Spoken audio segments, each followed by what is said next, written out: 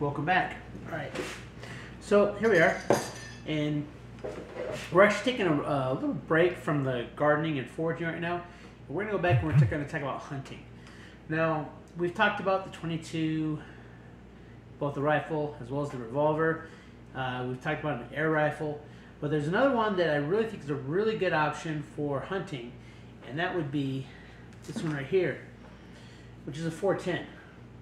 Now this one here, this is a single action break. It's a break action 410. This one is the exact model is a Stevens Model 301. Now this is a 410. Now this one here has a lot of really nice features about it. One thing that's really nice is that you can actually break this down very easily. And so when you're thinking about a survival situation, you can break this down extremely easily, so you can put it into a pack so it's easier to carry. So let's say that you do have, say, 22 and you have that as a sling. Well, you can break this down, you can stuff it in your ruck, your pack, and then you can carry that. This is a very affordable shotgun. It does have, you can take out large turkeys with this. So this is a very good 410 for hunting birds. And as you know, if you are hunting, sometimes it's easier, if it's like a squirrel or something, a squirrel or a rabbit, a 22 is fine. But if you've got flying game, ducks, pheasants, grouse, turkeys, some type of bird that can fly, you want a shotgun. Well, another advantage to this one, now granted, this is a break action, so your disadvantage is very slow to load.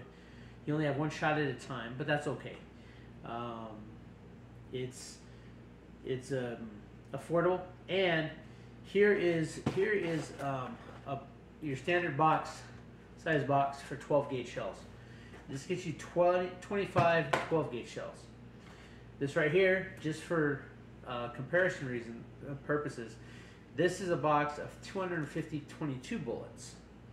So as you can see, it's much smaller, takes up much less room, has a much lower profile. Well, here is your box of 410, and this is 25 410 shells. And as you can tell, as you can see, it's about the same size as your 250 22 bullets. So, and if you really look at it, you can fit about 50 of your 410 in the same area that it's about the same area as 25 of your 12 gauge. So since the shells are significantly smaller, that is another very, very, very, very good reason that this is an excellent. See, as you can see, we'll do a quick comparison side by side, right? So you can tell the difference there, right? This is your 12 gauge, this is your 410. It's a much smaller, it's a little bit longer, but as you can see, it's a significantly smaller size load. And so with that, you can hold a lot more of these, and they're a lot lighter.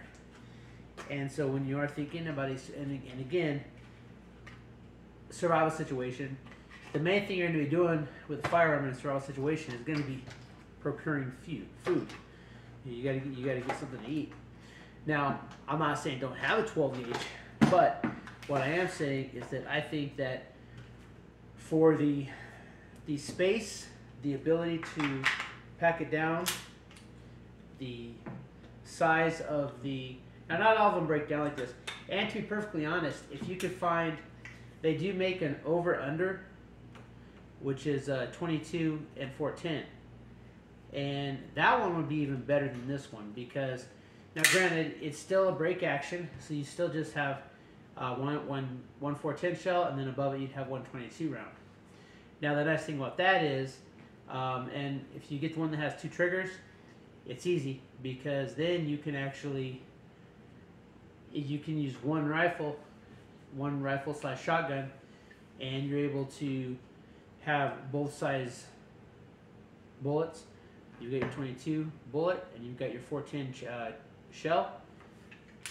Now I have not been able to locate one of those right now, but this is a very good option. I really do recommend a 410. And there's other reasons that you should have a 410. I would say before a 12 gauge or even a 20 gauge, and that's because just like with the 22, when you're comparing it to other larger caliber bullets, this one's going to have less of a recoil. It's going to be a little bit quieter. It is still louder than a 22, but it's not as loud as say a 12 gauge. And so with that, this is a very good shotgun for beginners. So when you are thinking about things of like where you have to practice and stuff, this is a good option to start somebody on. It's a 410.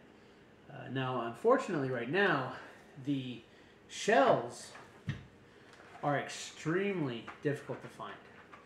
I've got a couple boxes of Target, and then I've got a bunch of boxes of Slug,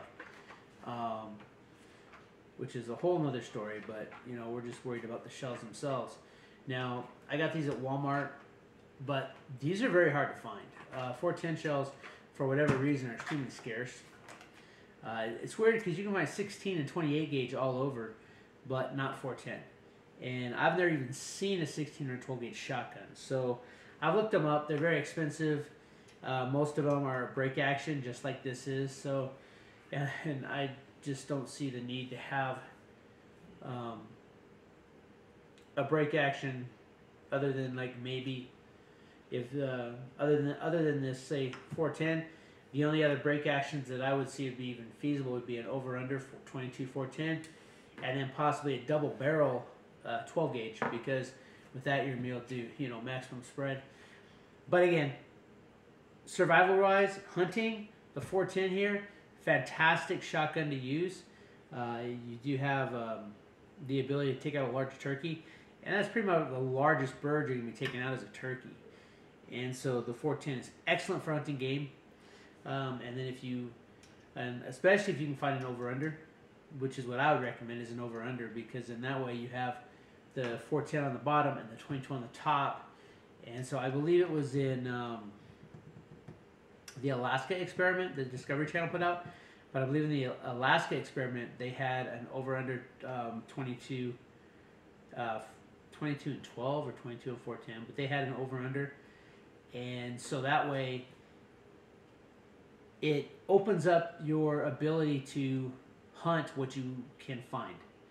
Like I said, you are going to be dealing, if you are in a survival situation, largely you're going to find a lot of the smaller game, and so the ability to quickly decide which size you need, whether it's a single like 22 shot, or if it's a shotgun blast like a 410, the ability to have one firearm that could do both is a big plus.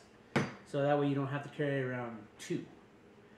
So now, like I said, with this, you could carry the 410, and then we already talked about the 22 revolver, so you could keep the 410 in the revolver, and then that way, and you can put a sling on this. It does have the ability to sling it.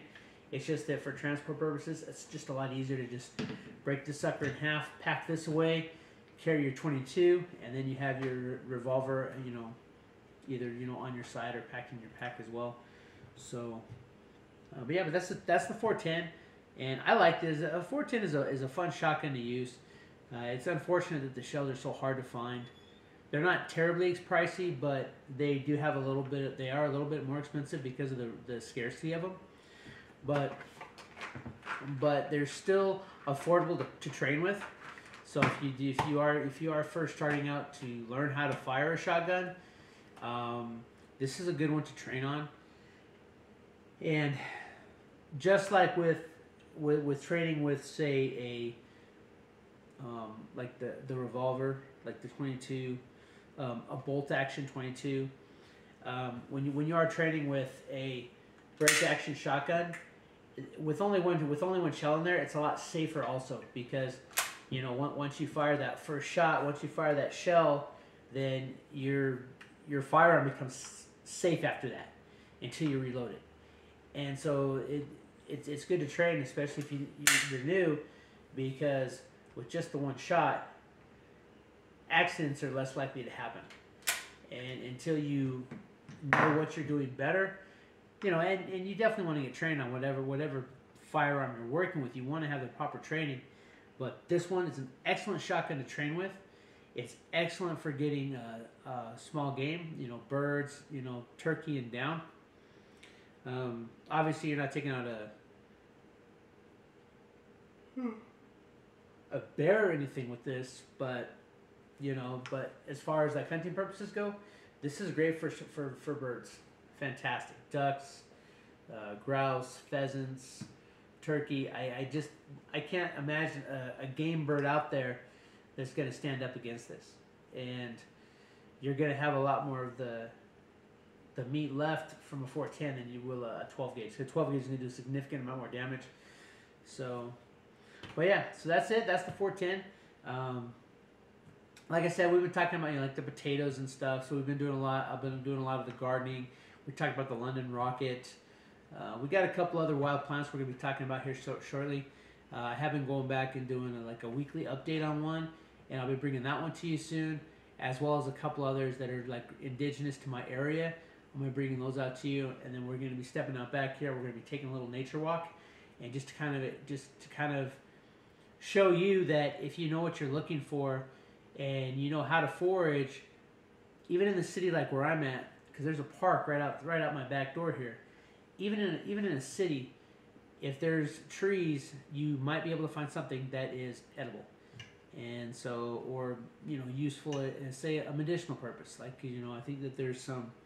Well, when we do the walkout, we're gonna do a walkthrough. We're gonna go through the trees that are out there, the plants that are out there, and just kind of show you. And I think not a lot of people realize that a lot of that stuff in that park actually does have edible or useful parts to it. So that's what's coming up here on the channel. We're going to be dealing a lot with that. We are going to be going back. I think that my first bucket of potatoes will be ready in about 3 to 4 weeks. And then as those other buckets that we just planted start to sprout, we're going to go look back at those, but not until the end. Because we already know how when I cover it up, we already know how it's going to work. But we are going to see how long it does take for the first shoot, where we bury it all the way down to the bottom of the bucket. We're going to see how long it takes for it to